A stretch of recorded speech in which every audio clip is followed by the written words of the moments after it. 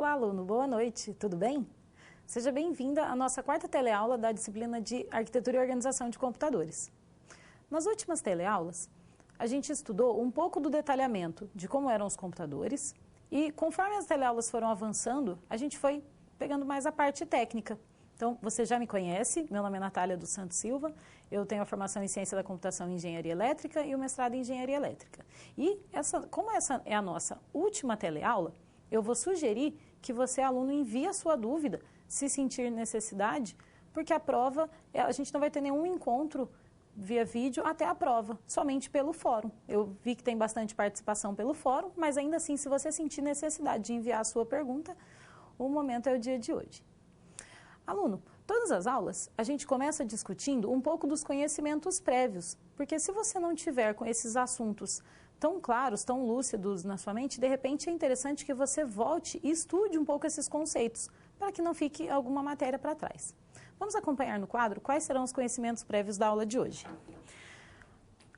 Tudo que a gente já viu de arquitetura e organização de computadores, a gente vai continuar discutindo, já que todos os componentes estão envolvidos. Pipeline, a gente viu a aula passada que é um conceito para deixar o computador mais rápido. E hoje, como a gente também está falando de melhorar o desempenho do computador, é um assunto que a gente vai continuar discutindo. E basicamente os componentes dos computadores em geral. E quando eu digo componentes dos computadores, mais precisamente na aula de hoje, a gente vai detalhar um pouco mais sobre as memórias, qual que é a diferença de cada memória. Por exemplo, quando a gente usa a memória principal, memória cache, memória virtual, e até mesmo a memória RAM e a memória ROM, que são os componentes internos do que todo computador ou todo dispositivo de comunicação ele tem que ter. Bom, o sumário da aula de hoje, ele está dividido então conforme os temas que a gente vai avançar. Vamos acompanhar no quadro. A gente vai passar então pelos objetivos da aula de hoje, a motivação, isto é, por que estamos estudando esse assunto, qual o interesse em aprender esse conceito, memórias cache, que é o nosso principal assunto, que é uma estratégia computacional para deixar o computador mais rápido, e memória virtual, que é uma estratégia também computacional para fazer com que os programas consigam ser abertos em maior volume dentro do computador.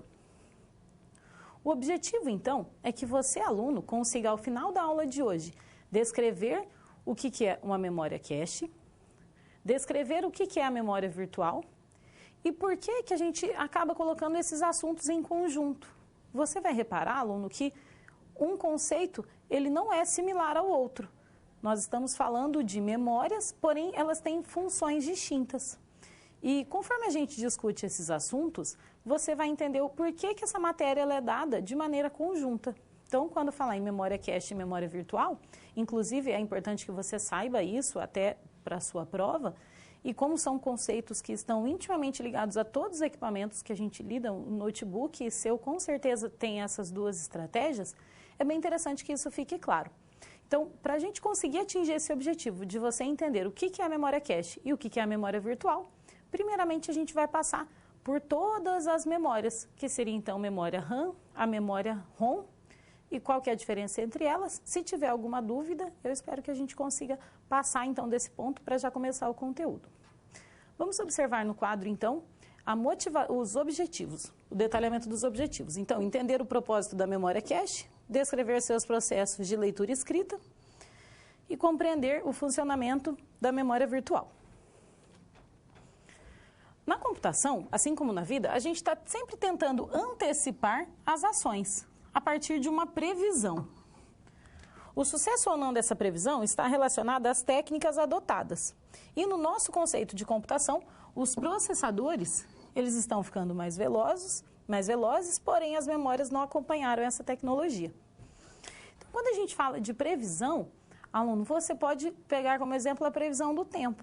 Não necessariamente o que é previsto pelas organizações que fazem as medições e os cálculos para prever como vai ser o tempo, não necessariamente isso acontece.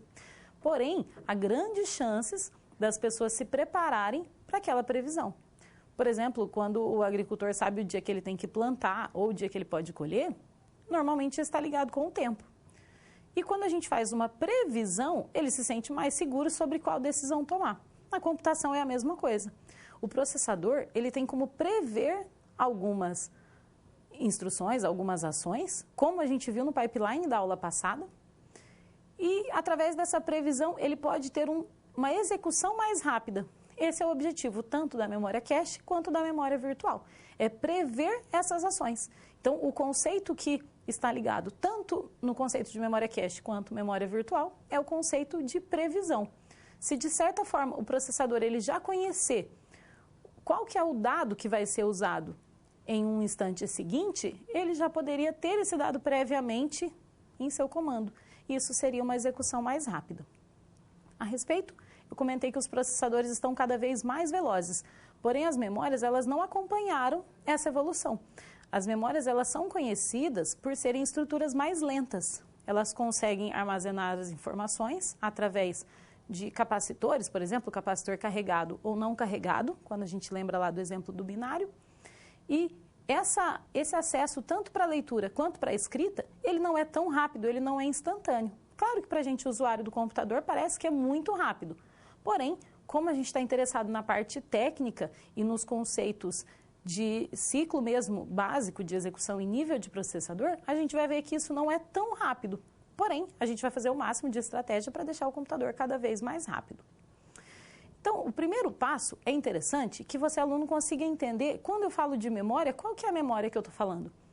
A primeira memória que a gente tem, que a gente sabe que o computador tem, é a memória dos arquivos.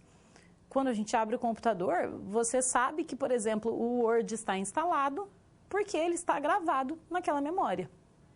Se você salva um arquivo de texto, por exemplo, o trabalho da disciplina, por exemplo, o portfólio, eu espero que você já esteja desenvolvendo o seu. Quando você salva esse trabalho no computador, você sabe que ali automaticamente está embutido uma memória. Porém, o computador tem outros tipos de memória, além dessa que fica tão visual, tão claro para o usuário. Vamos acompanhar no quadro um esquema que eu trouxe para a gente tentar relacionar melhor quais são as memórias que a gente pode ter. Primeira coisa, quando a gente pensa em instantes, eu estou pensando em um armazenamento que está fixo. Até porque a biblioteca, se cada vez o livro estivesse num lugar, a gente não ia conseguir achar, né? Então, ele tem uma organização, ou seja, onde cada livro deve estar, tem uma organização lógica, e o nosso HD opera conforme essa organização lógica. Os setores, as trilhas. A memória do HD, é interessante que você se lembre que a memória do HD ela consegue ser escrita e reescrita, quantas vezes forem necessárias. Fisicamente tem um limite, mas o computador normalmente ele estraga antes da gente estragar a memória. Normalmente outras partes, né, do computador acabam dando defeito, então a gente não vence esse limite de leitura e escrita. Então o HD, ele pode ser apagado. Cada vez que a gente apaga um arquivo, ele é falsamente apagado. Na realidade, a gente perde o endereço que aponta para aquele arquivo, mas a ideia é que ele seja apagado. Ou mesmo quando forçadamente a gente formata o computador, esse HD ele é apagado. Então, a memória do HD, a gente já estudou isso em outra teleaula, ela tem a característica de ser uma memória flash, por exemplo, uma memória ótica, uma memória através de SSD. Então, o exemplo da estante é de algo que a gente consegue acessar e devolver, porém, ela fica intacta, a não ser que eu tire mesmo o livro e jogue fora, no caso do programa, né? A não ser que eu exclua o arquivo. Vamos voltar ao esquema do quadro. Então, a estante eu dei o exemplo que seria o HD. Na biblioteca, se a gente pensar os livros, então, eles seriam os arquivos. Porém, a gente não abre esse livro de pé, normalmente na prateleira, e fica lendo, né? Normalmente a gente precisa de uma mesa para abrir esse livro. Essa mesa, ela também tem uma característica de memória. Se você, aluno, lembrar da nossa segunda teleaula, a gente discutiu bastante a questão dos registradores. Os registradores, eles são memórias temporárias. Isso quer dizer, eles armazenam aqueles dados que o processador está manipulando. Por isso, ele tem essa característica, a gente diz temporário. Porque eu faço uma conta, obtenho o resultado, de repente eu preciso desse número novamente para fazer essa conta, e só depois, quando eu guardar essa informação no HD, ela vai ficar fixa. Então, essa característica de registrador, que a gente já viu em um conceito, um nível mais baixo de processamento, ela pode ser entendida como um tipo de memória que é a memória RAM. RAM, o R é de random, ou seja, aleatório, o A de acesso e o M de memória.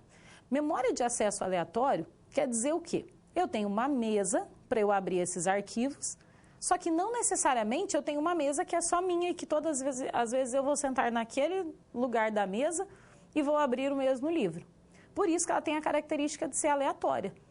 Porque conforme a utilização, a demanda daquela memória, o computador vai abrir mais ou menos programas. Por exemplo, se você quiser ouvir música, acessar um navegador, abrir um editor de texto, abrir uma planilha de cálculos, aí então a sua memória ela vai abrindo as páginas nessa mesa conforme a demanda.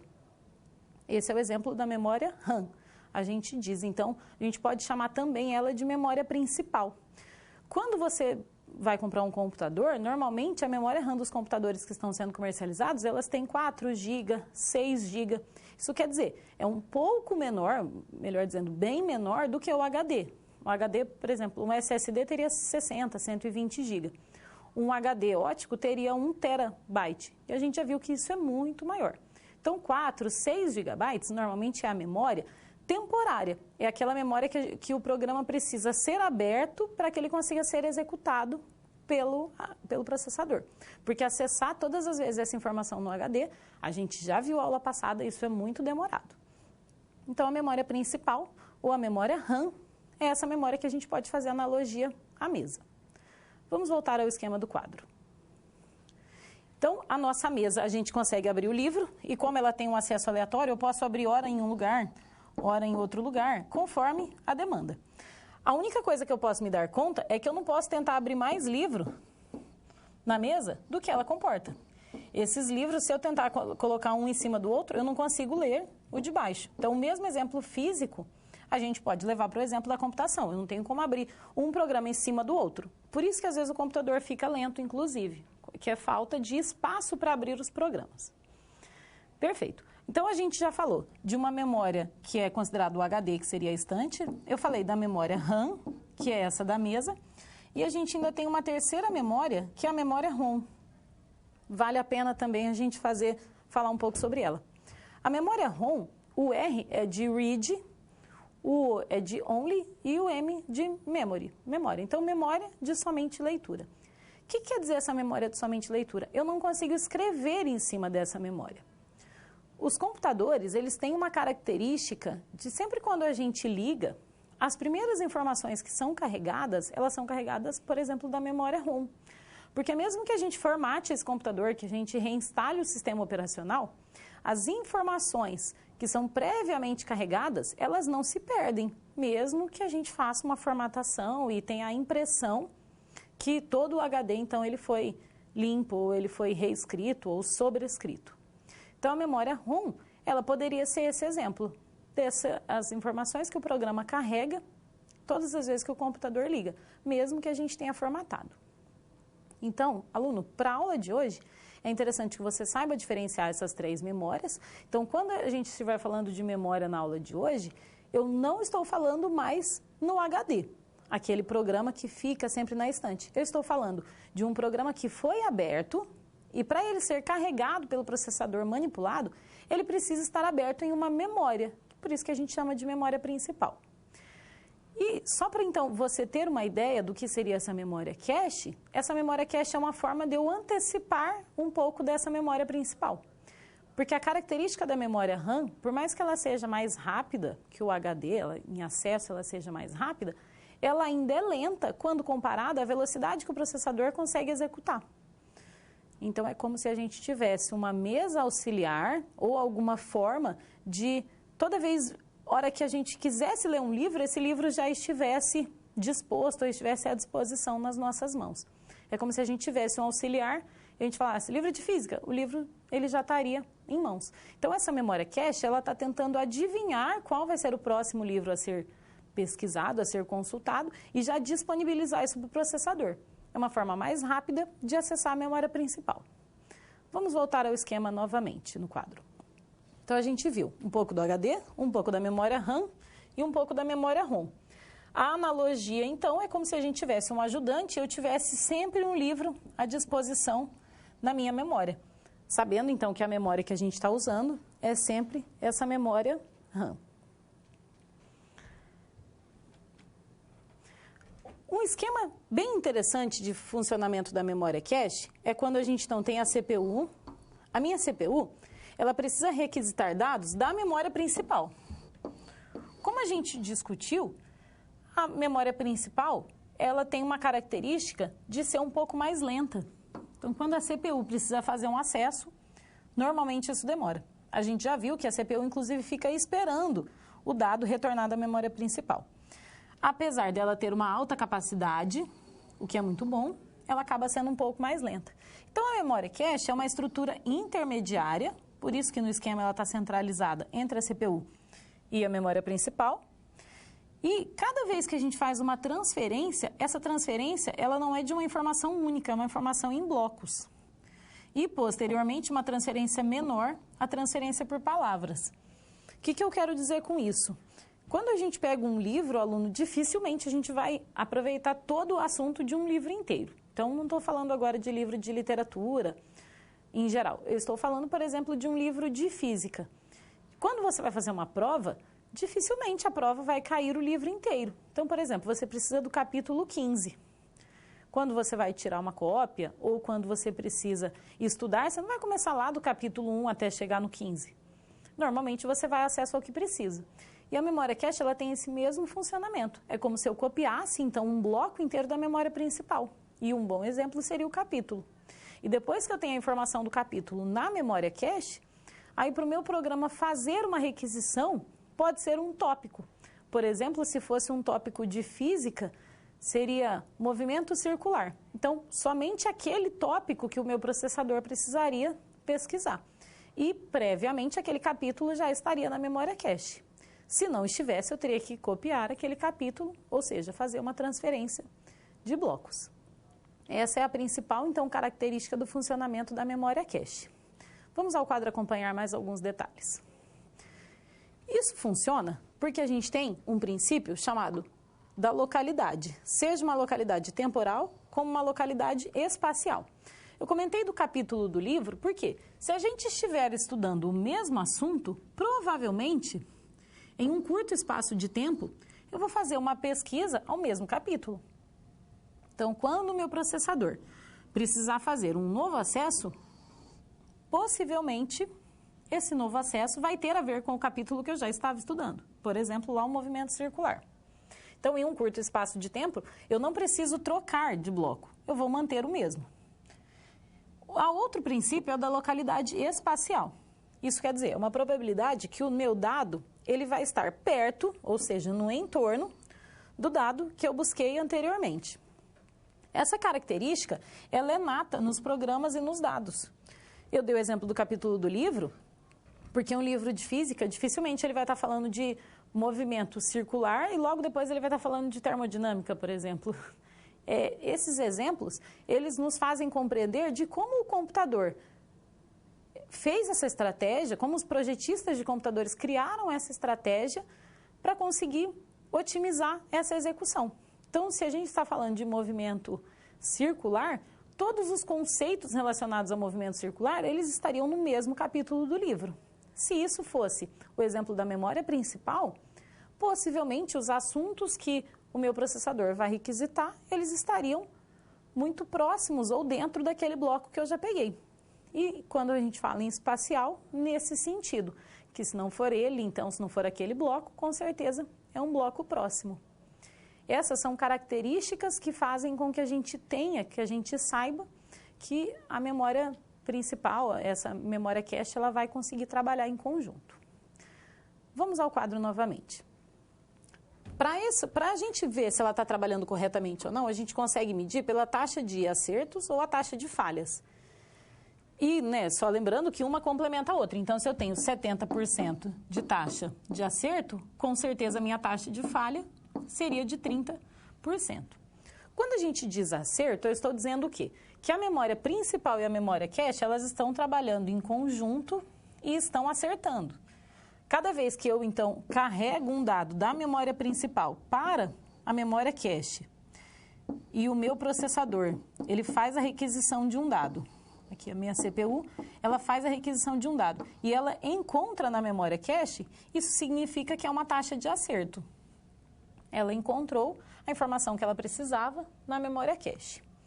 Porém, todas as vezes que a gente vai fazer uma busca na memória cache, porém a gente não encontra essa palavra, a gente chama de taxa de falha. Por quê? Porque eu vou precisar substituir no bloco de memória.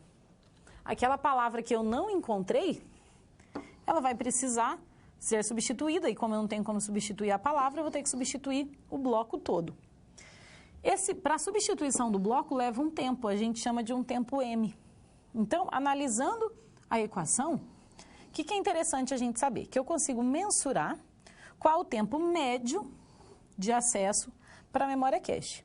Essa equação ela foi encontrada no livro de Tannenbaum, mas eu acho que é uma equação simples, então faz sentido que um engenheiro da computação ele reflita acerca da equação para a gente dizer se está certo ou não.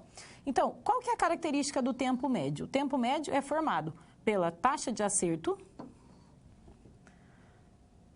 e a taxa de falha, sabendo então que a taxa de falha, esse 1 menos H, seria justamente a taxa de acerto, que é o H, e 1 menos H, a taxa de falha. Cada vez que eu falho, eu preciso multiplicar por esse M, que é o tempo que eu vou precisar para substituir. Isso quer dizer, então, que como a gente tem essa equação que já nos diz o que é, eu consigo calcular o quê? Se compensa manter essa complexidade da memória cache ou não. Por exemplo, se eu estiver fazendo um esforço computacional muito grande para fazer essa troca de blocos, significa que a minha memória cache ela não está cumprindo com o que ela deveria, que seria antecipar de maneira correta a informação a ser calculada pela CPU. Agora, se a gente tem uma taxa de acerto que compense, isso quer dizer, o tempo médio, eu não estou ultrapassando aquele tempo médio sem a memória cache, então significa que com a memória cache seria melhor. Se o meu tempo de acesso, mesmo incluindo eventuais substituições de dados, se o meu tempo ainda está adequado, significa que eu compensa a complexidade de fazer essa estrutura de memória cache. Porém, se a gente fizer então uma conta e verificar que o tempo de substituição de página tem sido muito constante, muito frequente, aí é onde não compensa mais manter essa memória cache. Eu fiz um reforço na equação porque, como a gente está falando, então, de um engenheiro de computação, é interessante que a gente até questione. Muitas coisas na computação, elas mudaram ao longo do tempo porque os engenheiros propuseram soluções melhores. Então, quando a gente se depara com uma equação, é interessante que a gente entenda de fato os termos, porque mesmo essa sendo uma matéria teórica, ela está trabalhando com equipamentos físicos e variáveis que influenciariam no final. Então, eu sugiro que você, aluno, se puder depois dar uma olhada, refaça esse entendimento da equação, sabendo então que eu tenho a taxa de acerto, 1 menos a taxa de acerto é equivalente à taxa de falha, e que M é o tempo que eu uso cada vez, então, que eu vou substituir uma palavra. Se a gente voltar na equação, vamos voltar no quadro, por gentileza. Se a gente voltar aqui no quadro, eu tenho que o C é o meu tempo de acesso de qualquer dado. Esteja ele na cache ou não, cada vez que eu tento acessar um dado na cache, eu uso esse tempo C. Se ele estiver, então a taxa é o H, e se ele não tiver, é 1 menos H. Então, 70% ou 30%, conforme a gente fez o exemplo, vezes o tempo de substituição. E C, então, é o tempo de acesso da palavra encontrada na cache. Se ela estava anteriormente, vai ser só o C, porque esse termo ele vai ser zerado. Se ela não estava, é o tempo de acesso mais o tempo de substituição da palavra. Eu frisei bastante essa questão da equação, porque, com certeza, para um engenheiro é interessante que você, inclusive, seja crítico, aluno, se a equação se ela faz sentido, ou por que aquela equação ela está descrita nesse modelo. Eu vou deixar alguns instantes de tempo para que você envie a sua pergunta através do tutor e eu respondo na volta. Obrigada.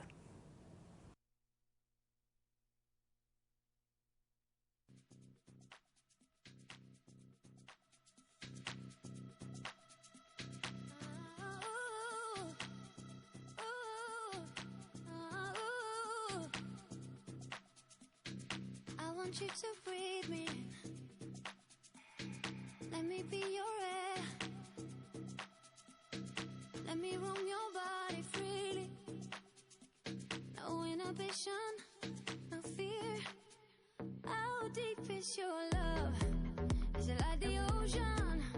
What devotion are you? How deep is your love? Is it like Nirvana? Hit me harder again. How deep is your love? How deep is your love? How deep is your love? Is it like the ocean? Pull me closer again. How deep is your love?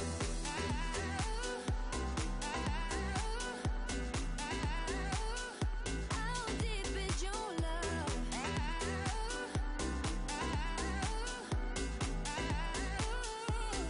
Open up my eyes and tell me who I am. Let me in on all your secrets. No inhibition, no sin. How deep is your love? Is it like the ocean? What devotion are you? How deep is your love? Is it like Nirvana? Hit me harder again. How deep is your love? How deep is your love? How deep is your love? Is it like the ocean? Pull me closer again. How deep is your love?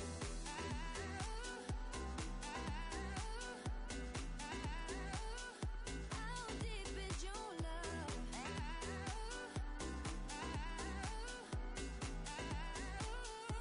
How deep is your love?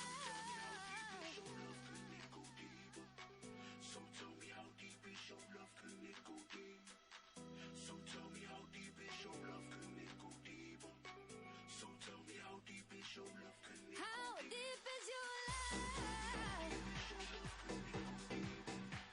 So tell me how deep is your love, can it How deep is your love? Pull me closer again. How deep is your love?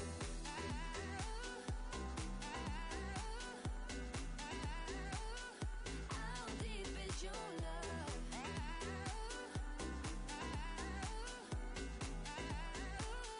How deep is your love?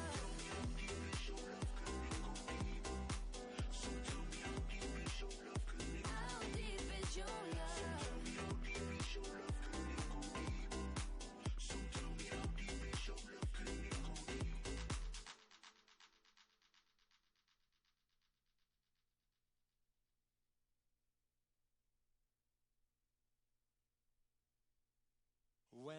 Baby, when they look up at the sky, we'll be shooting stars just passing by.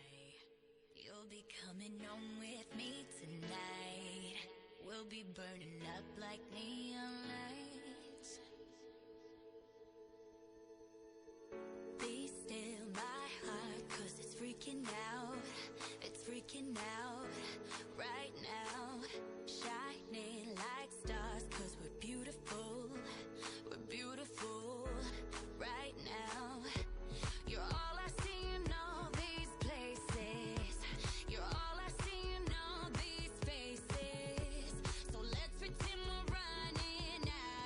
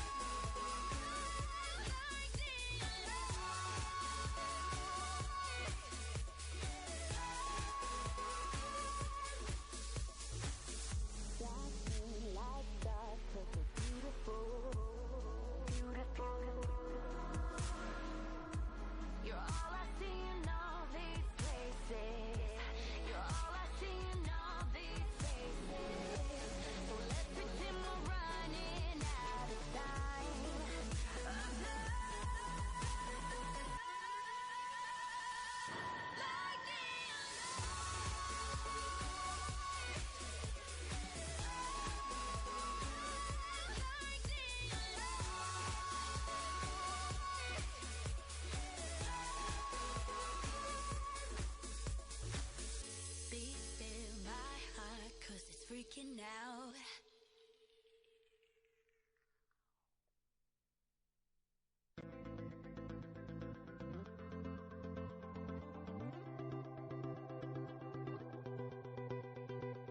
You know the bed feels warmer, sleeping here alone. You know I dream in color and do the things I want.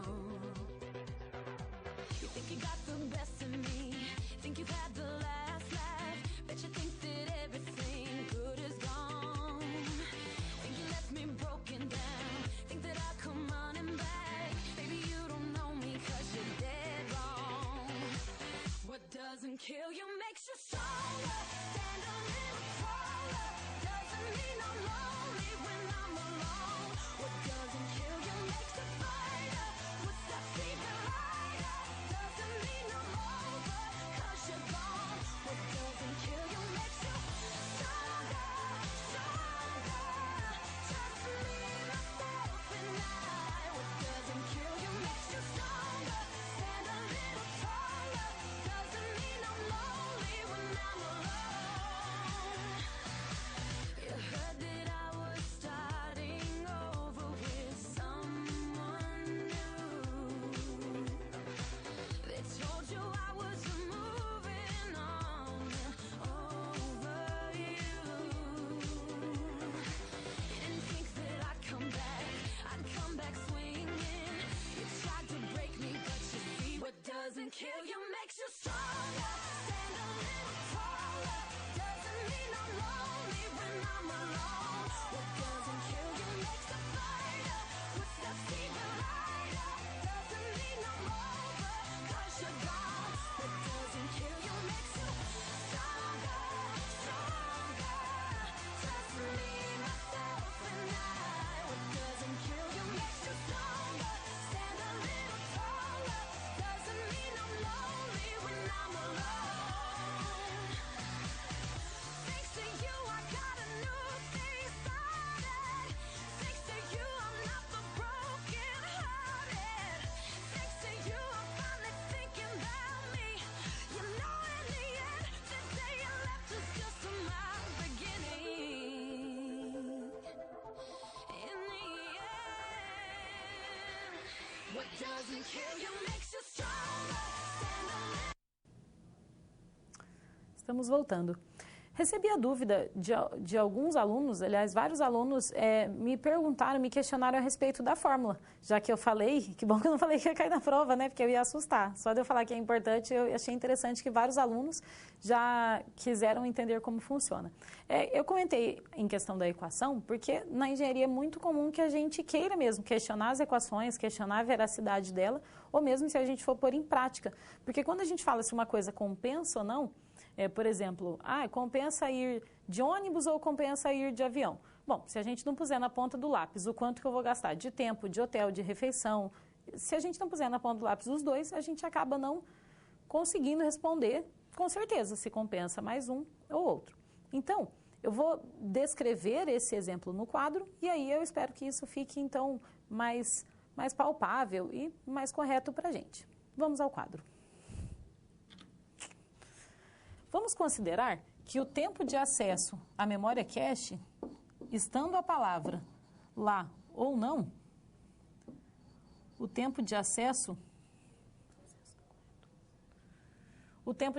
então, vai ser de 5 nanosegundos. E o tempo de substituição da palavra, caso ela não esteja,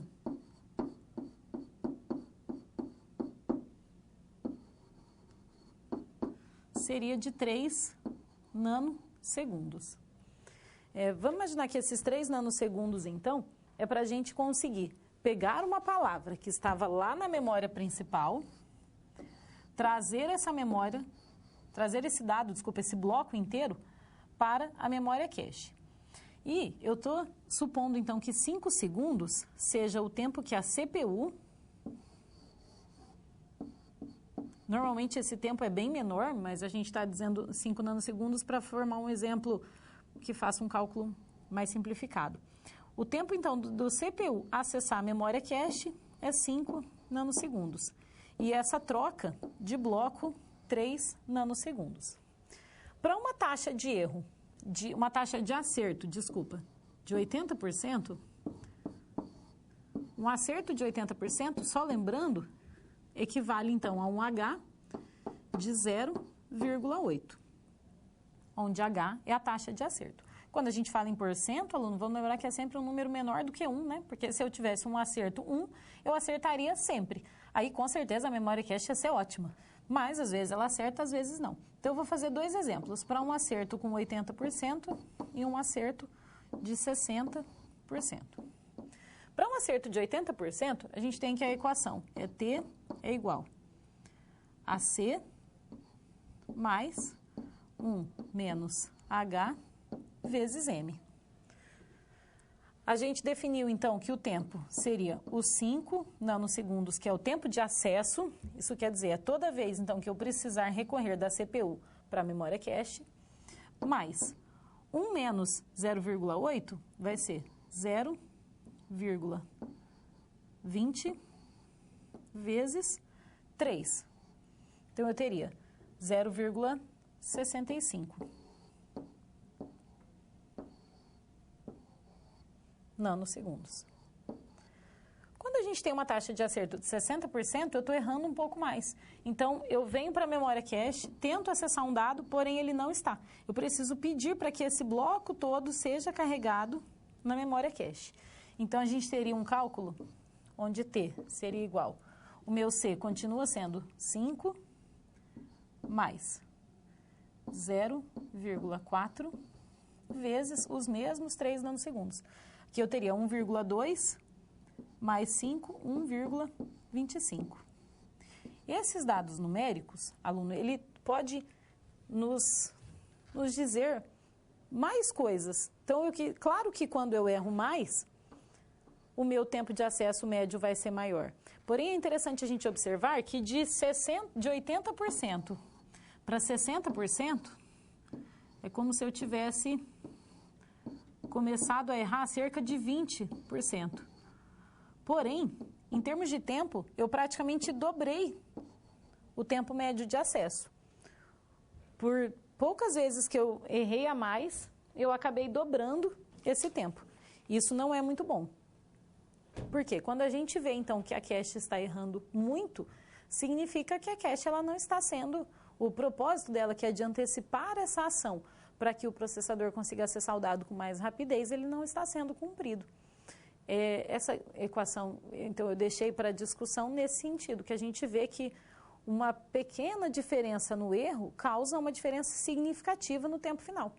Eu usei valores fictícios, mas a gente pode pressupor que o tempo de substituição do bloco da cache, ele, em geral, vai ser maior do que esse tempo de acesso à CPU. Então, essa diferença que eu dei, o exemplo seria ainda maior.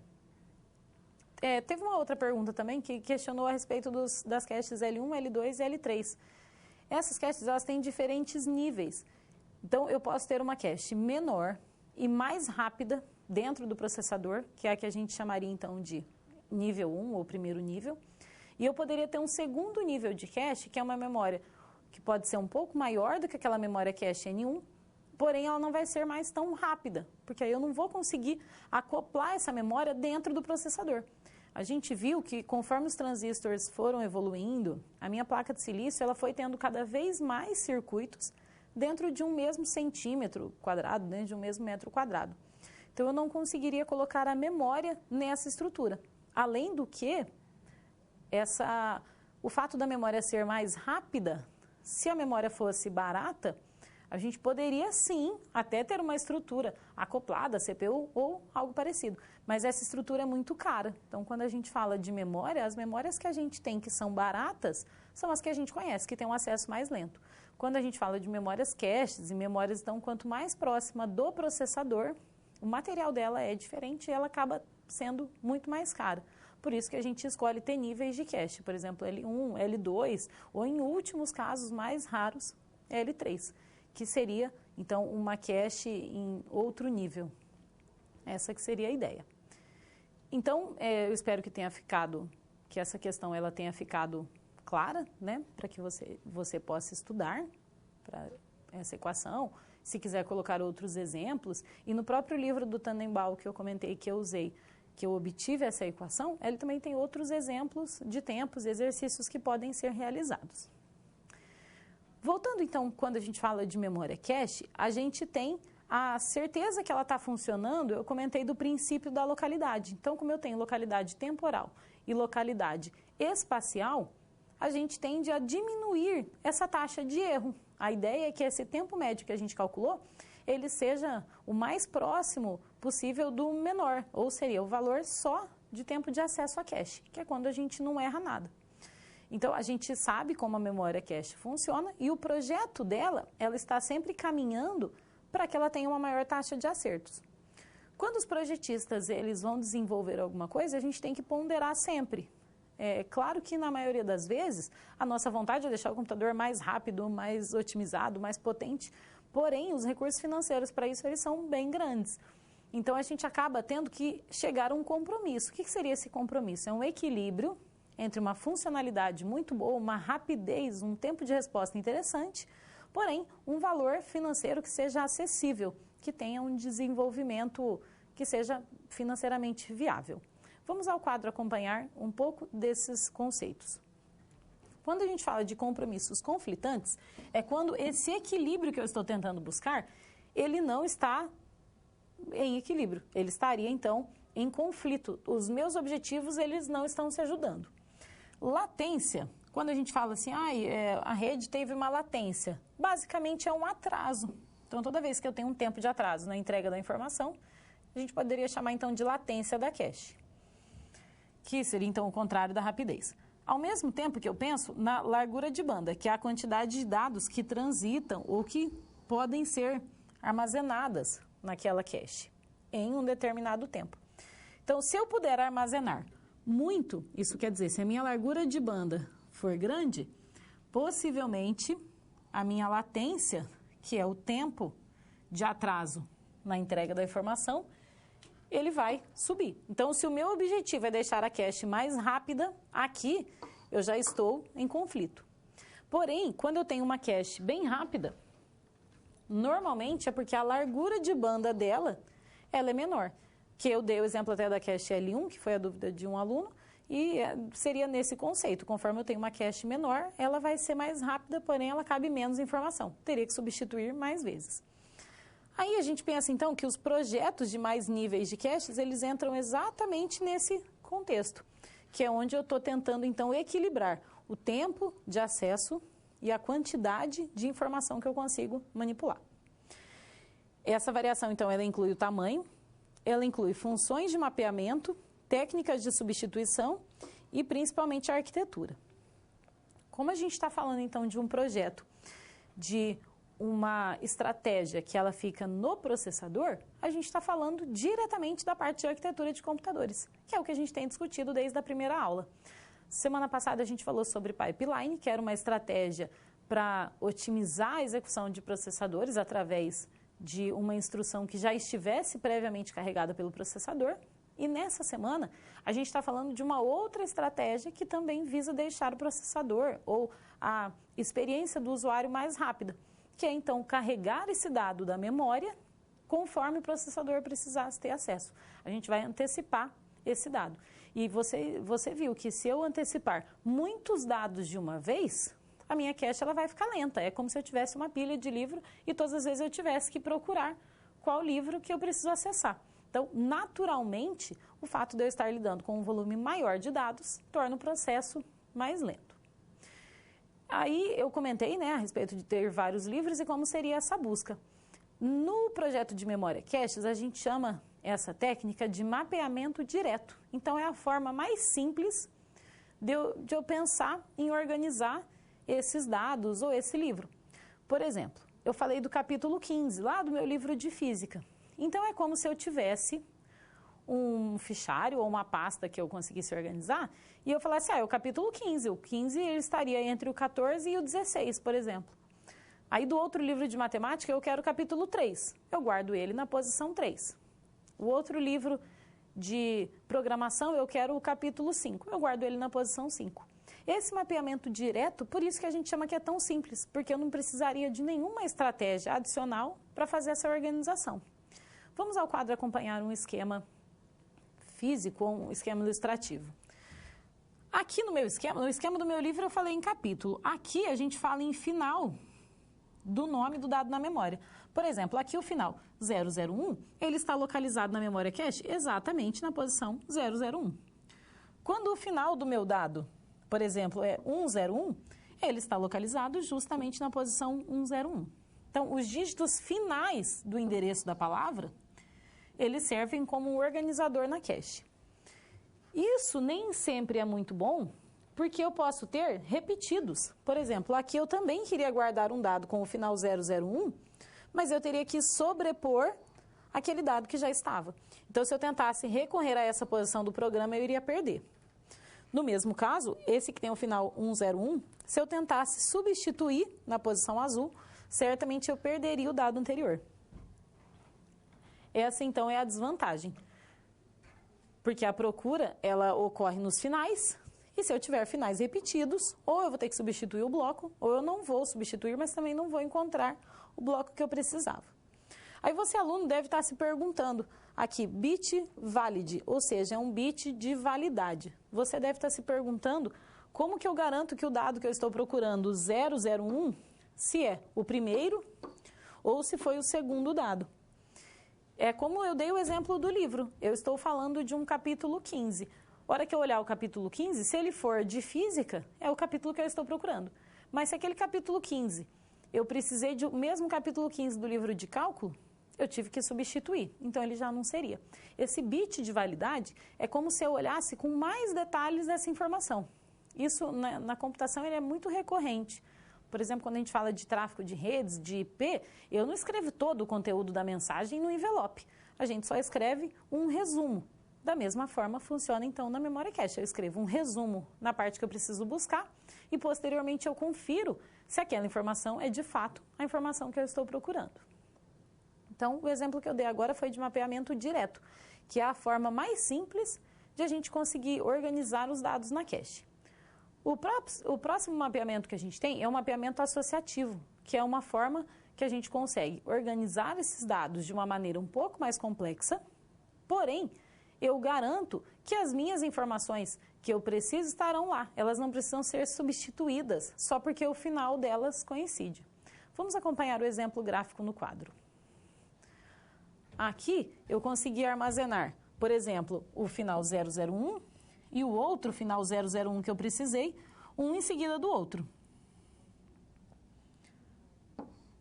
Posteriormente eu consegui armazenar o final 101 e o outro final 101 também na seguida. Dessa forma, a gente evita as desvantagens de poder escolher ou um ou outro, que é as desvantagens do mapeamento direto, e a vantagem é que ela é mais flexível, porém, ela é mais complexa. Isso quer dizer, eu até consigo armazenar mais dados, porém, a desvantagem é que eu vou precisar toda vez ter um tratamento em relação a isso. É como se eu deixasse um capítulo 15 e logo depois outro capítulo 15. Eu iria conferir o primeiro. Ah, é física, é esse mesmo que eu quero. Ok. Ou se não, olhei, não é física. Então, eu vou para o próximo capítulo e aí eu obtenho o capítulo que eu quero.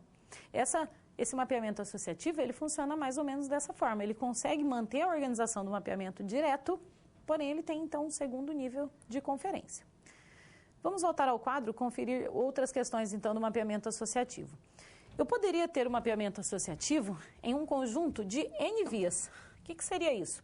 É como se eu dividisse esse trecho em duas partes. Eu continuo mantendo o final para referenciar as posições, porém é como se eu tivesse duas pastas para organizar aqueles arquivos. Então, eu procurei na primeira pasta o capítulo 15. Não achei. Aí eu poderia procurar em outra pasta o capítulo 15. E naquela segunda pasta, então, eu acharia o meu capítulo. Então, quando a gente fala em mapeamento direto, você, aluno, se lembre que é o mapeamento mais simples que tem, que é como se a gente usasse a própria característica da palavra para mapeá-la na memória cache. O associativo é uma maneira de usar o final da palavra, porém em sequência, e aí eu precisaria ter um segundo nível de organização dentro dela. E associativo de N vias É como se eu tivesse, então, duas organizações internas de memória cache para que eu conseguisse fazer a busca do dado pelo seu final. Porém, eu teria a garantia que eu só teria um número em cada final. Por exemplo, o capítulo 15, eu teria a garantia que eu teria só um capítulo 15 e não vários ali dentro. Essas características, então, são características de projeto.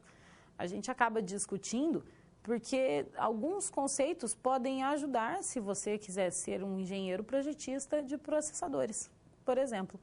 Mas é interessante que a gente saiba que todas essas formas existem, porque essas estratégias utilizadas, normalmente elas se encaixam em outras áreas também. Por exemplo, poderia ser banco de dados, poderia ser procura de computadores em uma rede, poderia ser outras maneiras de organizar uma informação. Além das partes de mapeamento, então, direto e mapeamento associativo, a gente tem mais questões no projeto da memória cache. Vamos acompanhar no quadro. Quando a gente vai escolher qual bloco a gente vai substituir, a gente chama isso, então, de estratégia.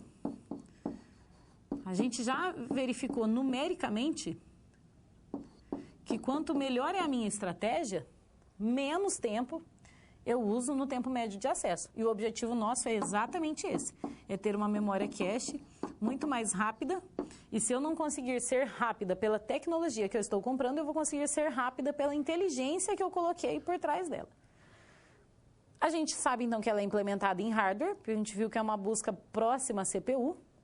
Não faria sentido eu ter um software para buscar essa palavra, então toda essa transferência é feita em hardware. E a estratégia mais usada, ela é chamada de LRU. L, então, List Recently Used. Então, foi a menos recentemente utilizada. Isso quer dizer, eu usei uma memória, um bloco da palavra, lá atrás. Depois eu executei outros programas. O computador entende que se eu não usei mais aquele dado, é porque eu não vou mais usar. Então, ele pode ser substituído.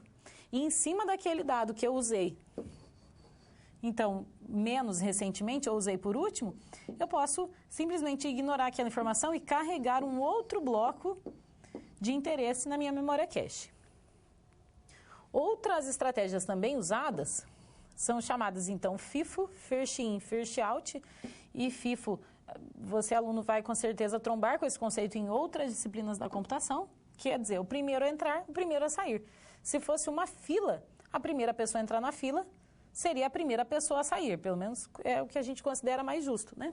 Então, o primeiro programa que entrou na memória cache vai ser o primeiro que vai sair fora. A outra estratégia, LFU.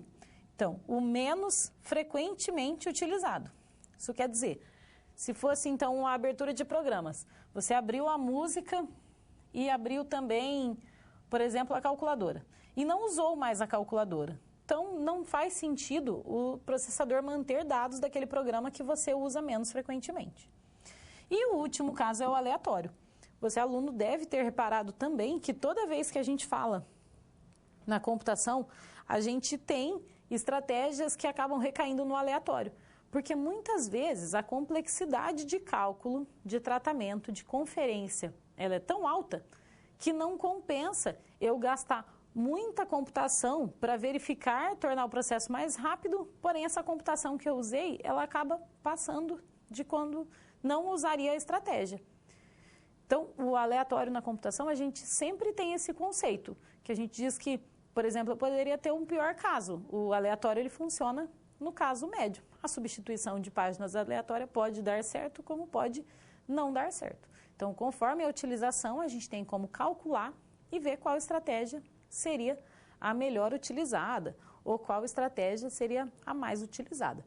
Esses, então, são aspectos de projeto que vão interferir diretamente no resultado ou no tempo que essa memória cache ela vai devolver depois. Vamos voltar ao quadro e acompanhar mais algumas dessas características.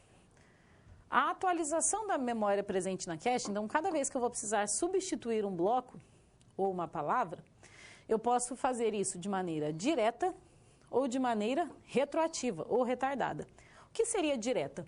Todas as vezes que eu escrever alguma coisa na cache, então, por exemplo, estou estou editando algum programa. Então, escrevi na cache, imediatamente eu tenho que atualizar na memória principal. Senão, esse dado vai ficar atualizado de uma forma na memória cache, porém na memória principal ele tem outro valor. Isso não seria interessante. A outra escrita que a gente tem, escrita retroativa. Isso quer dizer, eu só vou atualizar essa palavra quando ela precisar ser substituída novamente. Então, ela viria para a memória principal desatualizada, e só quando eu mandasse ela novamente para a memória cache que eu iria atualizar esse valor. São duas abordagens diferentes e elas, então, elas poderiam funcionar, tanto uma funciona quanto a outra. Abordagem direta ou a retardada. Aí a gente novamente recai no uso da equação. Preciso calcular e medir, conforme a minha utilização, o padrão daquele computador, daqueles programas que são instalados, se é mais interessante utilizar uma ou outra estratégia. Ainda nesse assunto de memória, quando a gente fala de arquitetura, a gente tem duas características bem diferentes entre si. Quando programa microcontroladores, a gente acaba até vendo mais de perto essa arquitetura, que é uma maneira da gente lidar diretamente com o baixo nível, ou o nível de hardware. Quando a gente fala em arquitetura, então eu teria a arquitetura de Harvard e a arquitetura de von Neumann. A arquitetura de von Neumann, você aluno já viu, a gente já discutiu ela nessas teleaulas anteriores. Qual que é a característica dela? Como antes o computador era como se fosse uma caixa só, ele tinha memória, acesso a dados, processamento, tudo como se fosse uma caixa preta, a gente não tinha definido a estrutura física que seria responsável pelo armazenamento de dados.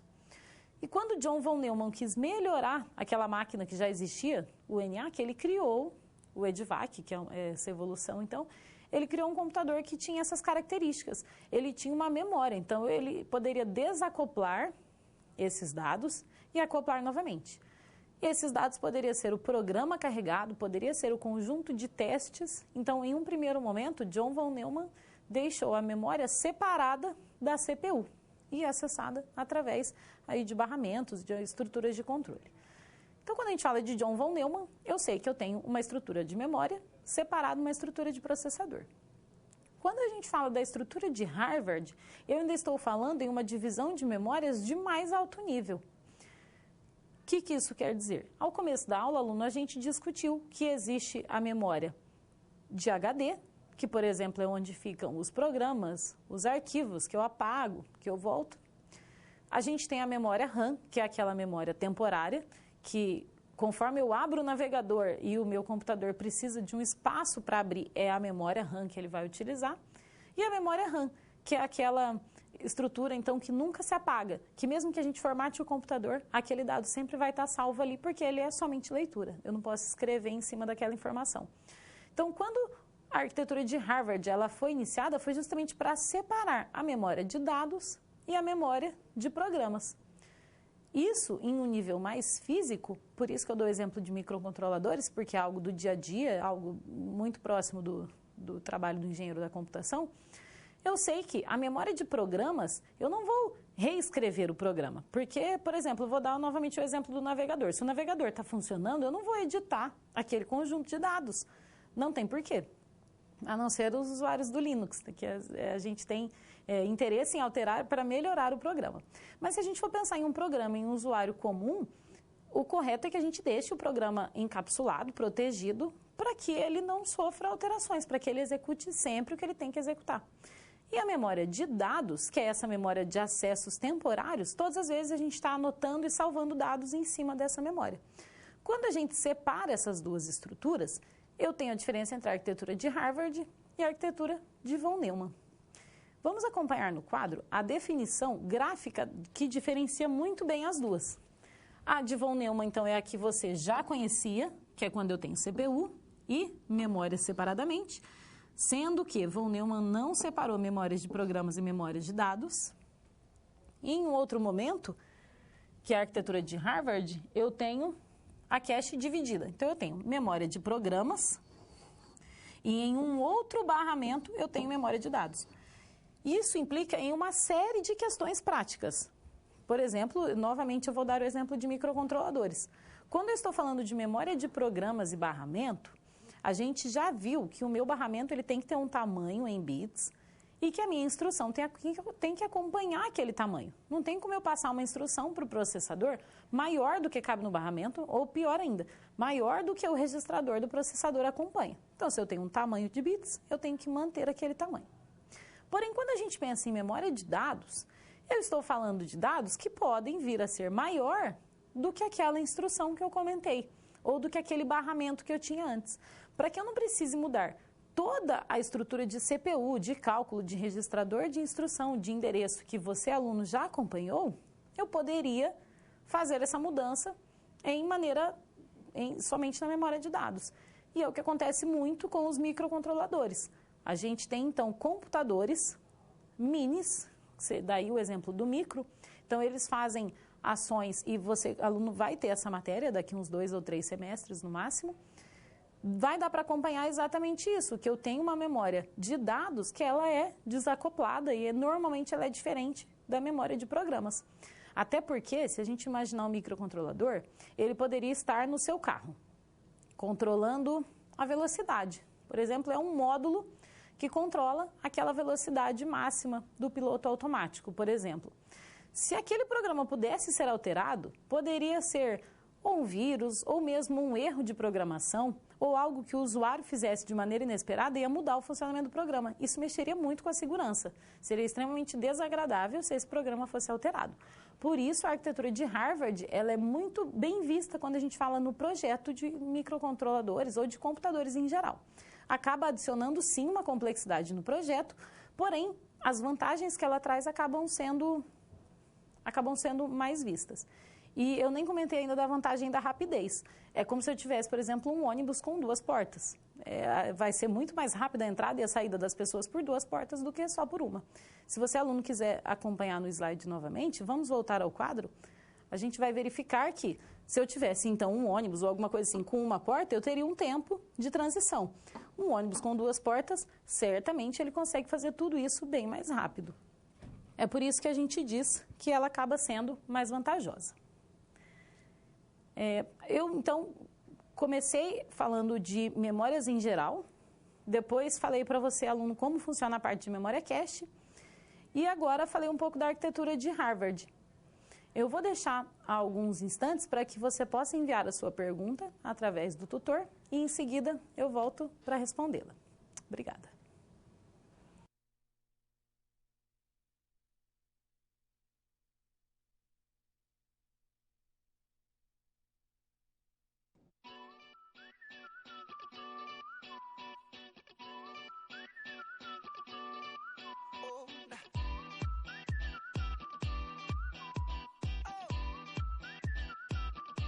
Just shoot for the stars if it feels right, and aim for my heart. If you feel like it, take me away and make it okay. I swear I'll behave. You wanted control, so we waited. I put on a show.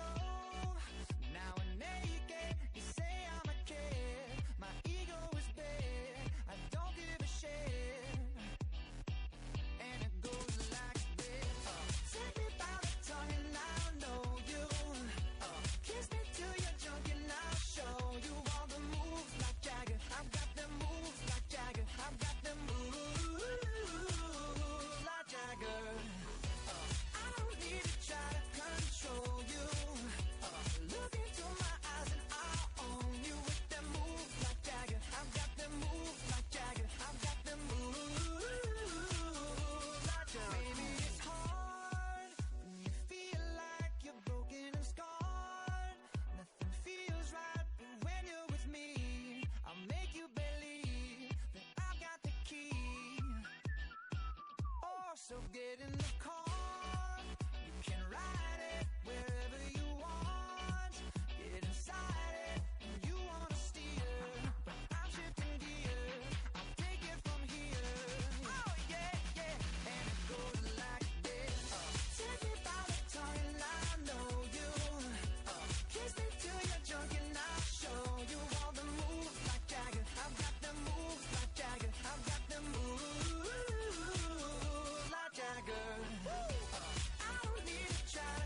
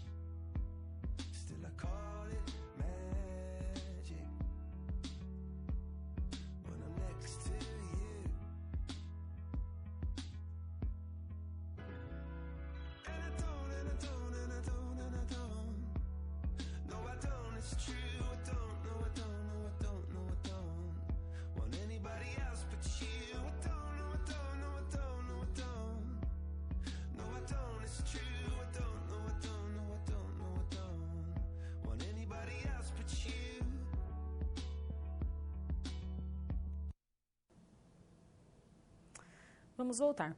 Eu recebi alguns questionamentos que, em geral, eles passam também por tópicos que foram abordados em outras teleaulas. Então, eu vou responder com todos os detalhes durante o chat. Aí eu consigo organizar melhor e responder todas as dúvidas, só para a gente não misturar muito o assunto da aula de hoje. Eu deixei uma questão para reflexão, vamos acompanhar no quadro. A gente discutiu semana passada que o pipeline, ele não tem como prever desvios. E a cache, será que ela teria como prever desvios? Como a gente está falando de um armazenamento que tem uma capacidade até relativamente grande, a gente tem a possibilidade de prever os desvios e de assumir que ela pode executar um ou outro. Então, ela faz tanto a previsão estática quanto dinâmica. O que seria isso, então? Eu tenho as duas opções. A previsão estática seria de eu prever qual que é o caminho desse desvio que ela vai tomar, e a previsão dinâmica é como se eu pudesse, então, simular o dinamismo desse programa. Basicamente é isso, é carregar as duas opções do desvio. Como eu não tenho um limite tão grande assim, tão apertado de armazenamento, eu consigo muito bem carregar esses dados de maneira que eu consiga tanto tomar um desvio quanto tomar outro. Ainda assim, a cache ela vai ter antecipado esses dados. Aluno, eu comentei com você que memória cache e memória virtual são assuntos que a gente costuma dar em aula na mesma disciplina, no mesmo conceito, no mesmo contexto, no mesmo tempo, porque são assuntos muito parecidos. A memória cache, então, lembrando você, ela antecipa aqueles dados da memória principal e deixa em um caminho mais próximo do processador. E a memória virtual, justamente por que ela tem esse nome virtual? Porque ela quer simular para o usuário que o processador ele consegue abrir muito mais coisas do que ele poderia conseguir.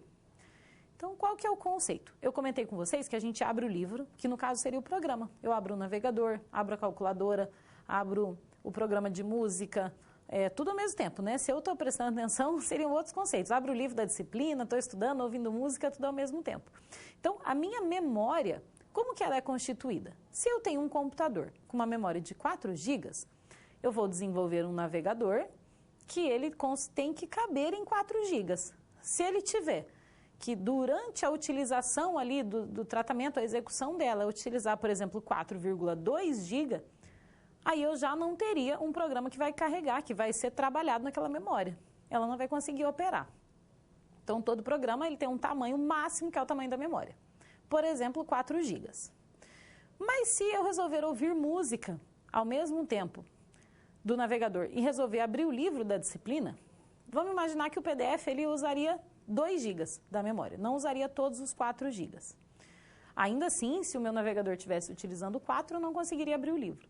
E essa terceira opção de ouvir música, poderia ouvir música através de um DVD. Então, tem outras informações, imagem, vídeo. Vamos imaginar que ela carregaria 3 GB. No total, esses 9 GB que eu comentei já passou mais do que o dobro do 4 GB de memória que eu tenho. Porém, você, aluno, sabe, e eu também sei, que a gente consegue, de fato, abrir vários programas no computador ao mesmo tempo. Por quê?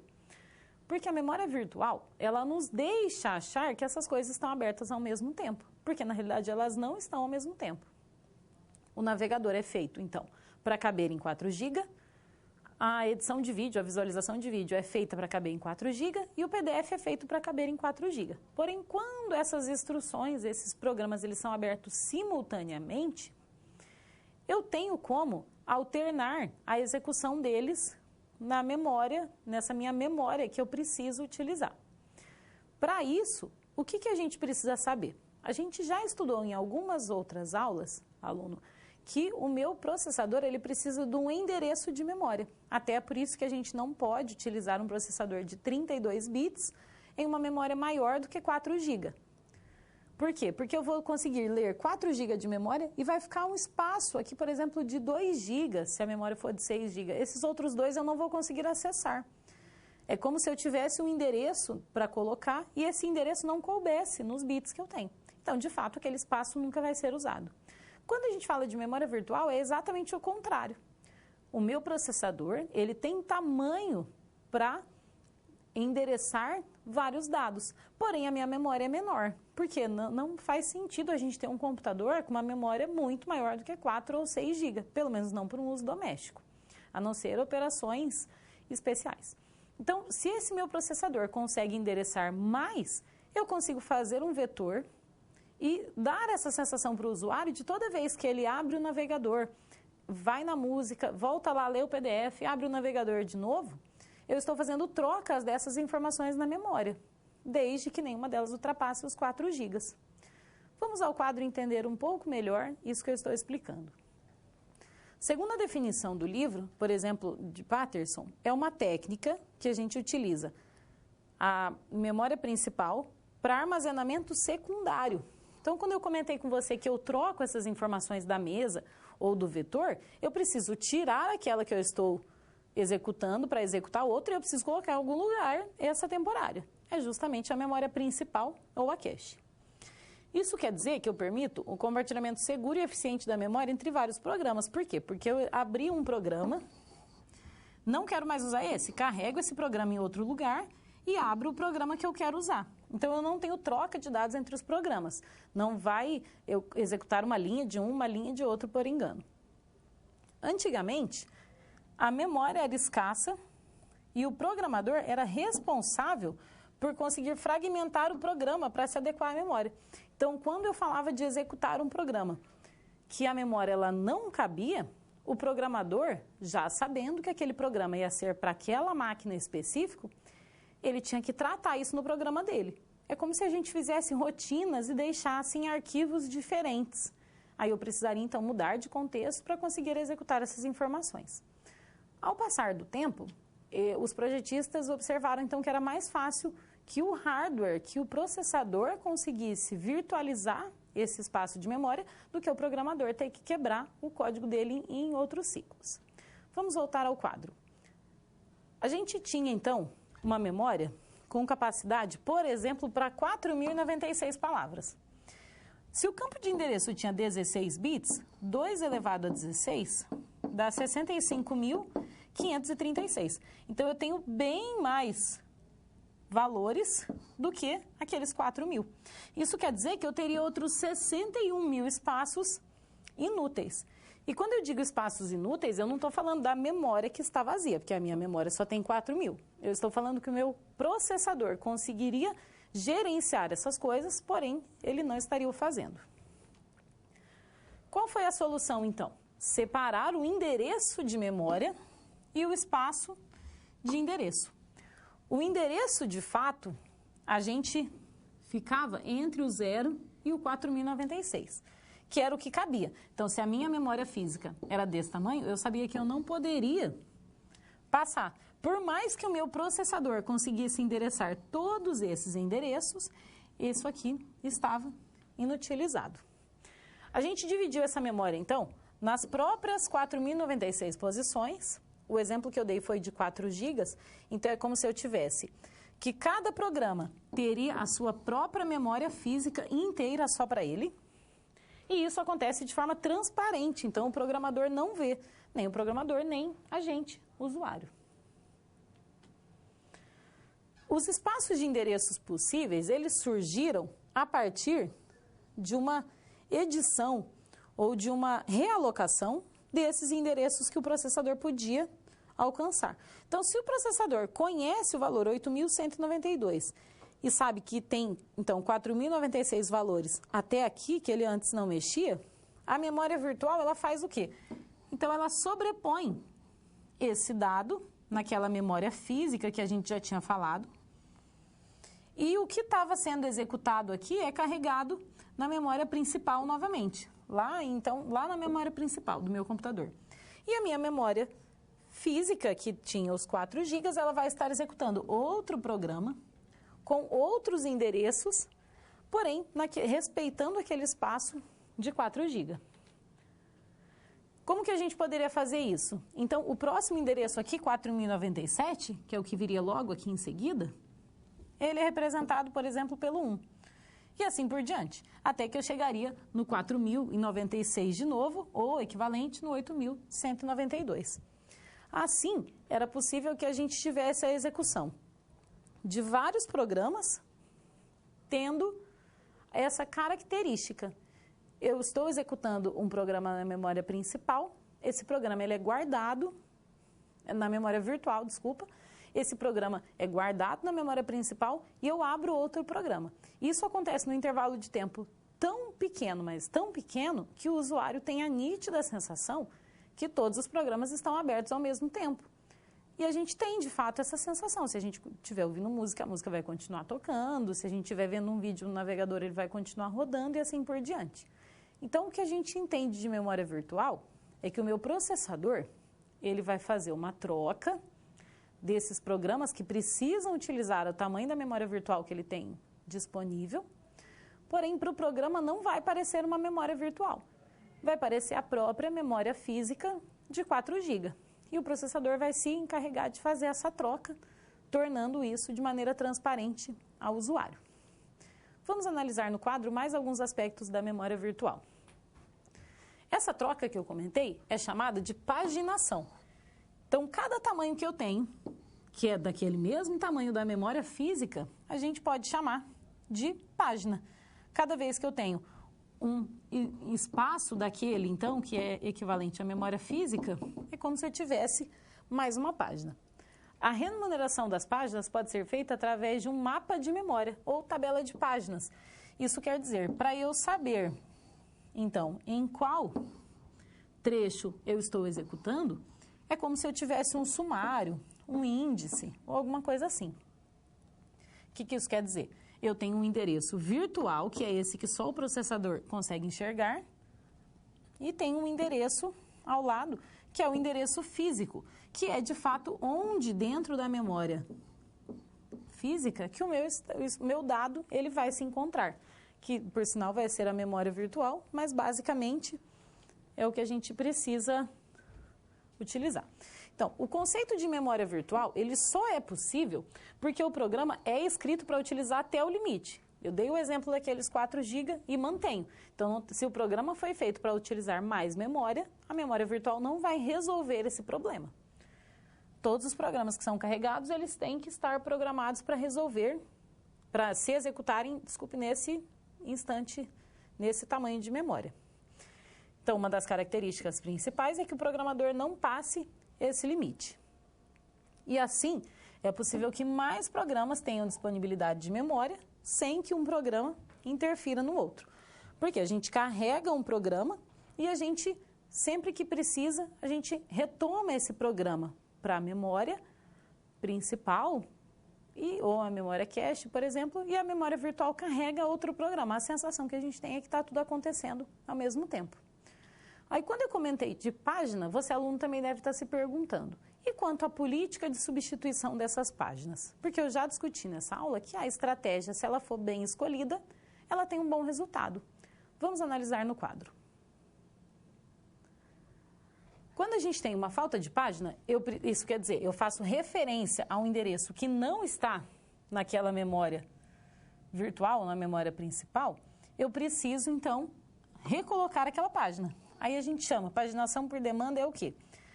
O sistema operacional, ele é responsável por ler a página do disco, registrar essa nova entrada na tabela de página e repetir a instrução que causou a falta. Isso quer dizer, ele viu que a página não estava lá, ele precisa colocar essa página, então, na memória virtual e automaticamente colocar naquele sumário ou naquele endereço de página. É assim que é feita a substituição. Vamos voltar ao quadro. E as políticas de substituição que são utilizadas, elas são, então, LRU, a menos recentemente utilizada, e a FIFO. Primeira a entrar, a primeira a sair. Então, a gente vai substituir a página o mínimo possível. O nosso conjunto de trabalho, ele deveria ser, então, as páginas que o computador mais usa para evitar a substituição. Mas, em último caso, a gente vai precisar fazer a substituição. Quando a gente faz muita substituição, eu tenho o que a gente chama de paginação excessiva.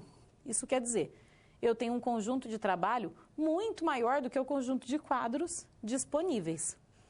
O que eu quero dizer com isso? Por mais que eu queira manter as páginas que eu mais uso, ainda assim essas páginas que eu mais uso, elas são maiores do que o que eu tenho disponível. Então, se a minha memória virtual, ela consegue já fazer com que simule muito mais endereços do que eu tinha na memória física, Se eu precisar utilizar algo maior do que a memória virtual, isso vai ter que ser fragmentado, vai ter que ser geradas outras estratégias em relação a isso. Então, aluno, o resumo da nossa aula de hoje, ele ficaria assim: a memória virtual e a memória cache, por que elas são parecidas? Porque ambas tentam antecipar as ações do processador. Então, elas têm por objetivo tentar oferecer aquele dado, oferecer aquela página, aquele bloco de palavras que contém a informação para o processador não precisar buscar na memória direto. Memória cache, então, ela está entre a memória principal e o processador, e a memória virtual, quando a gente fala nesse acesso, a gente está, então, esperando que o processador se encarregue de gerenciar mais programas do que executaria em um programa só, utilizando toda a memória. Vamos acompanhar no quadro só o último, então, o último slide, que é o que a gente tem um resumo. Eu preparei esse resumo porque é interessante que você, aluno, saiba a definição dos dois e, principalmente, qual que é a diferença. Então, memória cache, a gente procura uma maior rapidez no acesso através de cópias que ficam localizadas mais próximas ao processador. E a memória virtual é a estratégia que a gente utiliza para aumentar a usabilidade da memória principal. Então, quando a minha memória física não é possível de aumentar, isso quer dizer, eu já tenho uma memória que eu não tenho como aumentar aqueles 4 GB, eu tenho como fazer com que o processador alterne os programas que ele vai utilizar, fazendo com que a impressão que a gente tenha é que tenha mais memória no computador. Então, aluno, esses assuntos são interessantes que você estude. Eu vou acompanhar agora através do chat para que a gente consiga tirar as dúvidas, inclusive as que foram colocadas no intervalo, mas que acabaram não dando tempo ou mesmo não tinha como a gente misturar tantos assuntos. Então, eu fico agora à disposição e eu peço para que você envie a sua dúvida através do seu tutor e a gente consiga responder. E depois que você tenha uma boa prova. Obrigada.